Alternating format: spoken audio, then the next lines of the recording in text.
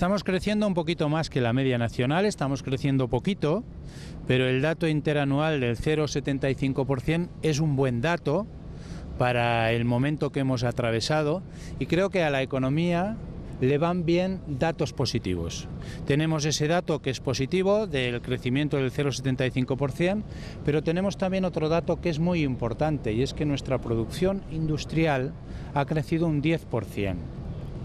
Y otro dato muy importante es que nuestras exportaciones se mantienen alrededor del 25% de nuestro PIB.